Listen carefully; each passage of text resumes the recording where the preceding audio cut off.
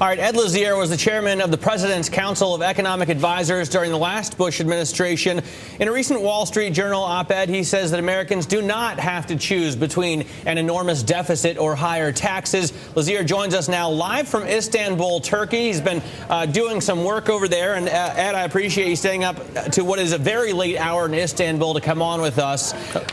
Let's talk about the austerity measures. Well, pleasure to be with you. Thank you. Let's talk about the austerity measures you want to put into place here. Not quite as austere at first as John Boehner's cutting taxes, or cutting spending, I should say, to 2008 levels, but you do want us to pull back on spending. Why aren't you worried that that would impede growth itself? Well, I think the main goal, what we need to do right now, is make sure that we do get spending levels back to historic norms. Remember that if you look back at the last 2 decades, the ratio of spending to GDP, both under the Clinton administration and under the Bush administration, was under 20% for both of those taken as a whole. And we need to get back to that level in order to make sure that we don't end up with a situation where we're either having very, very high tax rates or very high deficits.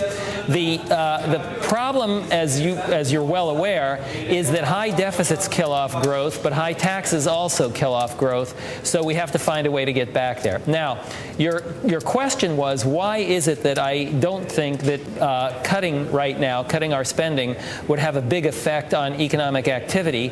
And the answer to that is because I don't think that the increase in spending has had much of an effect on economic activity either.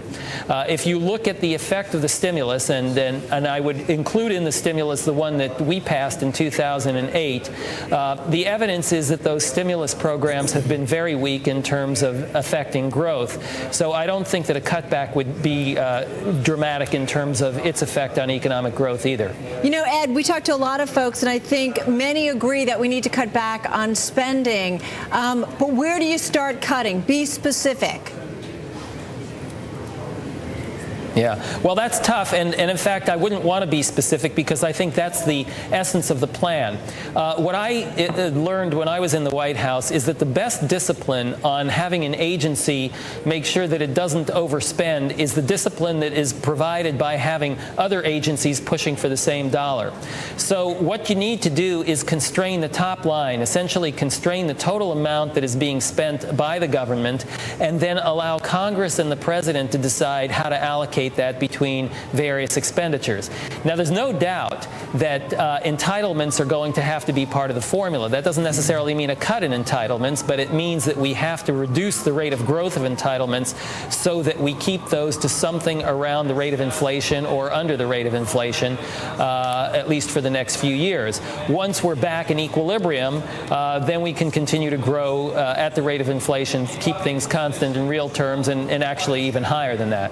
What about Ed, cutting real meat out of the budget? I mean, the Department of Education, for example, spends over $100 billion and yet doesn't seem to produce positive results in test scores of the students. I would think that'd be one place a lot of people would like to cut. On the other hand, they employ a lot of people who also vote for the people who are in power. So these cuts are unlikely to be made, even if you think they're a good idea. Well, Matt, there's the political problem that you just pointed out, but there's another problem that I would say is more fundamental, and that is if you look at non-defense discretionary spending, it only accounts for about 16% of the budget. So you can cut education like crazy, you can cut transportation like crazy, you can talk about HUD, anything you want, and you're still talking about very small numbers relative to the totals that we need to get to. So eventually we're going to have to talk about the big ticket items, and for the most part, we're talking about entitlements. So we're going to have to constrain the growth of Medicare, and we're going to have to constrain the growth of Social Security as well. The Social Security side, I think, is not so problematic. There have been a number of plans put out that would allow us to deal with that. On the Medicare side, I think it is a bit more problematic, and particularly when you couple that with the new health care bill that it means another $1 trillion of spending over the next 10 years, we're going to have to tighten our belts pretty seriously there. What about defense? Well, defense is another area that I think would be certainly subject to target, because defense is a significant part of the budget. So again, the defense part, the entitlements part would account for the bulk of it. But there's no denying that we have to get to the entitlement side of it. That's where the big growth is. Defense is a significant part of the budget, but it's a relatively constant part of the budget. Unfortunately, the problem is that our health care spending, Medicare in particular, with the aging generation, is not going to be a constant part of the budget. That's a growing part of the budget, and that's where we're going to have to look. Well, and Ed, a lot of Republicans coming to Congress are talking about trying to repeal Obama's health care reform. Do you support that sort of repeal?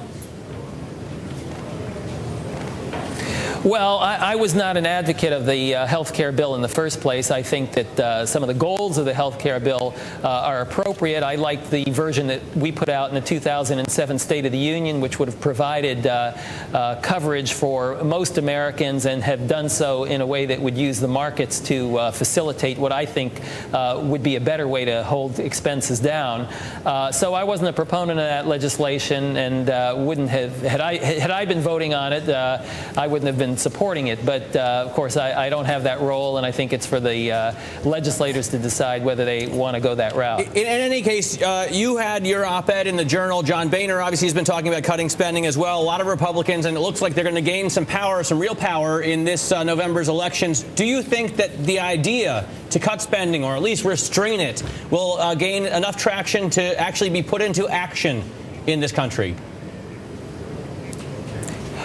Well, I sure hope it does. Again, these are always tough things to accomplish. When you start talking about bills that constrain spending, rigid rules, like the kind that I proposed, those aren't easy to pass, and they're not easy to sustain, and I understand that. I don't think that anybody is unrealistic about that.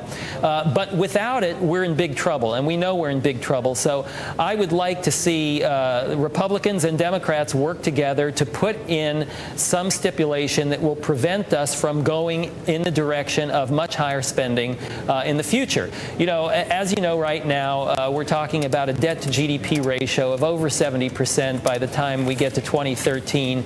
I'm in Turkey right now, as you mentioned. The ratio here is 45%. We're talking about going in the direction of Greece, and while our economy is not the same as the economy of Greece, we don't want it to be. I think we need to make sure that we get things under control and do it before we get to a point where we have significant problems. Got it. All right, Ed, thanks very much. Hopefully, as we get close to the elections, I know you're going to be in New York October 19th. We'll try and get you here in the studio.